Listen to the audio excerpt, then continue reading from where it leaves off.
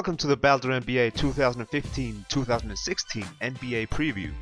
First, I want to thank you guys for the positive feedback from the last video. Appreciate it.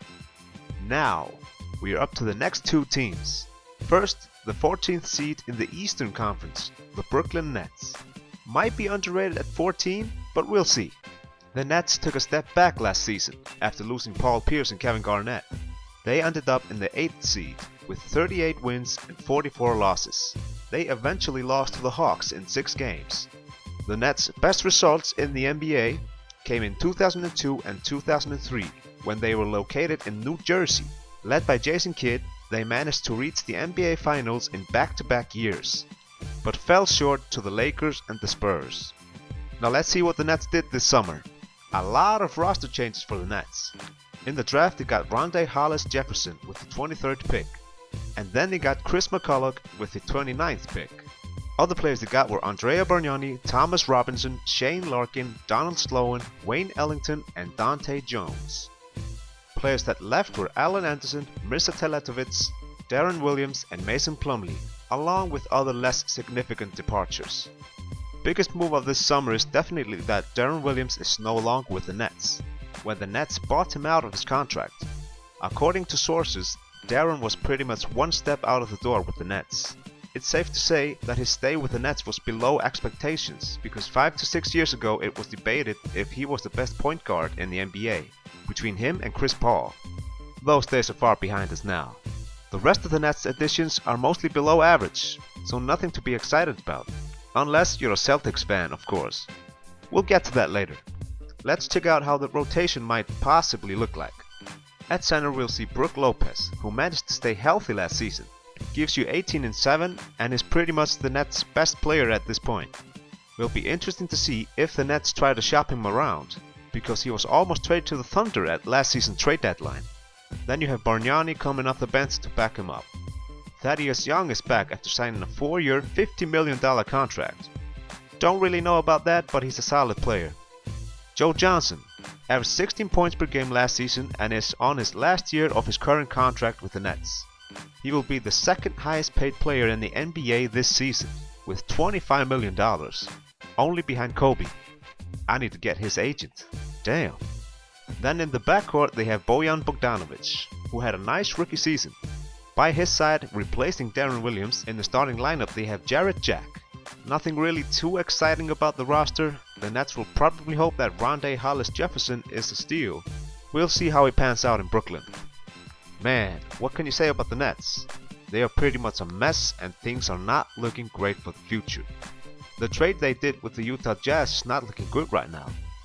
Derek Favors is improving and he might make a case for the All-Star team this year, while Darren Williams was bought out.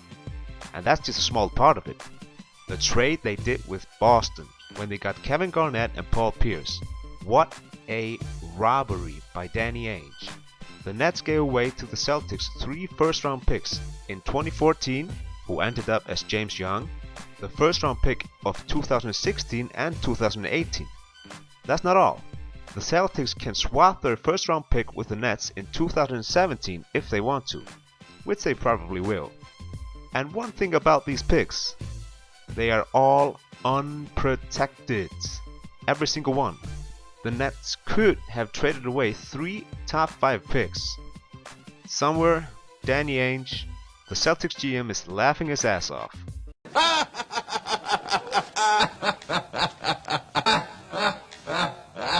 As I said before, things are not looking very good in Brooklyn for the future.